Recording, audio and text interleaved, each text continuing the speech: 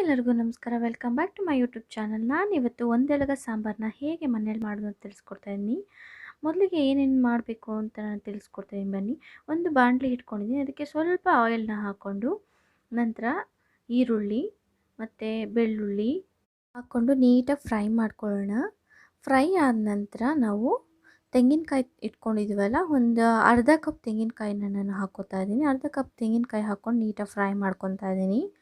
ತೆಂಗಿನಕಾಯಿ, ಈರುಳ್ಳಿ, ಬೆಳ್ಳುಳ್ಳಿ ಎಲ್ಲ ಫ್ರೈ ಆದ ನಂತರ ಒಂದು 4 ಮೆಣಸು ಮತ್ತು ಸ್ವಲ್ಪ ಜೀರಿಗೆ, ಒಂದು ಅರ್ಧ ಟೇಬಲ್ ಸ್ಪೂನ್ ಜೀರಿಗೆ ಹಾಕ್ಕೊಂಡ್ರೆ ಸಾಕು. ಹಾಕ್ಕೊಂಡು ನೀಟಾಗಿ ಫ್ರೈ ಮಾಡ್ಕೊತಿದ್ದೀನಿ. ಸೊ ಇದು ಫ್ರೈ ಆದಮೇಲೆ ತಣ್ಣಗಾಗೋಕ್ಕೆ ಬಿಡೋಣ. ನಂತರ ನಾನು ಒಂದು ಜಾರಿಗೆ ತಣ್ಣಗಾಗಿರೋದನ್ನ ಹಾಕೋತಾ ಇದ್ದೀನಿ ಜಾರಿಗೆ. ನಂತರ ನಾನು ಒಂದೆಲಗ ಸೊಪ್ಪಿತ್ತಲ್ಲ, ಅದನ್ನು ತೊಳೆದು ನೀಟಾಗಿ ಅದನ್ನು ಜಾರಿಗೆ ಹಾಕ್ಕೋತಾ ಇದ್ದೀನಿ. ಸ್ವಲ್ಪ ಅಚ್ಚ ಖಾರದ ಪುಡಿ, ಇಲ್ಲ ನೀವು ಮೆಣಸಿನ್ಕಾಯಿ ಬೇಕು ಅಂದರೆ ಮೆಣಸಿನ್ಕಾಯಿನೂ ಯೂಸ್ ಮಾಡ್ಬೋದು. ನಾನು ಅಚ್ಚ ಖಾರದ ಪುಡಿನ ಹಾಕೋತಾ ಇದ್ದೀನಿ. ಹಾಕ್ಕೊಂಡು ನೀಟಾಗಿ ಪೇಸ್ಟ್ ಮಾಡ್ಕೊಳ್ಳೋಣ. ಆದಷ್ಟು ಸ್ವಲ್ಪ ತರ್ತರಿ ಇರಲಿ, ತುಂಬ ಚೆನ್ನಾಗಿರುತ್ತೆ ಸಾಂಬಾರು ಹಾಗಾದರೆ ಫೈನ್ ಪೇಸ್ಟ್ಗಿಂತ. ಸೊ ಇವಾಗ ನೋಡಿ ನಾನು ತರ್ತರಿಯಾಗಿ ರುಬ್ಕೊಂಡಾಗಿದೆ. ಇವಾಗ ಒಗ್ಗರಣೆ ಹಾಕ್ಕೊಳ್ಳೋಣ.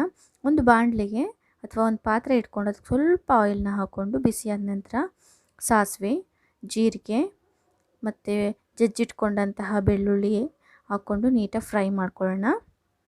ಸ್ವಲ್ಪ ಕರಿಬೇವನ್ನ ಹಾಕೋತಾ ಇದ್ದೀನಿ. ನಂತರ ನಾನು ರುಬ್ಕೊಂಡಿರೋ ಮಿಶ್ರಣನ ಹಾಕ್ಕೊಂಡು ಚೆನ್ನಾಗಿ ಬೇಯಿಸ್ಕೊಂಡಾದಮೇಲೆ ನಾನು ನೀರು ಎಷ್ಟು ಬೇಕು ಅಷ್ಟನ್ನು ಹಾಕ್ಕೋತೀನಿ. ಸೊ ಇವಾಗ ನಾನು ಹಾಕ್ಕೊಂಡು ಖಾರನ ನೀಟಾಗಿ ಬೇಯಿಸ್ಕೊತಾ ಇದ್ದೀನಿ. ನೋಡಿ ಇವಾಗ ಚೆನ್ನಾಗಿ ಬೇಯ್ತಾ ಇದೆ. ಕುದಿಬೇಕಾದ್ರೆ ನಂತರ ನಾನು ಸ್ವಲ್ಪ ರುಚಿಗೆ ತಕ್ಕಷ್ಟು ಉಪ್ಪನ್ನು ಹಾಕಿ ನೀರು ಎಷ್ಟು ಬೇಕಷ್ಟು ಹಾಕ್ಕೊಂಡು ನಾನು ಸಾಂಬಾರನ್ನ ಕನ್ಸಿಸ್ಟೆನ್ಸಿ ನೋಡ್ಕೊಂಡು ಹಾಕ್ಕೊಂಡು ರೆಡಿ ಮಾಡಿಕೊಂಡೆ. ಸೊ ಇವಾಗ ನೋಡಿ ಸಾಂಬಾರು ರೆಡಿ ಆಗಿದೆ. ಸೊ ಇದನ್ನು ಮುದ್ದೆ ಜೊತೆ, ಅನ್ನ ಜೊತೆ ಅಂತೂ ತುಂಬ ಚೆನ್ನಾಗಿರುತ್ತೆ. ಇದಂತೂ ಒಂದೆಲಗ ಹೆಲ್ತಿಗೆ ತುಂಬ ಒಳ್ಳೆಯದು. Thank you.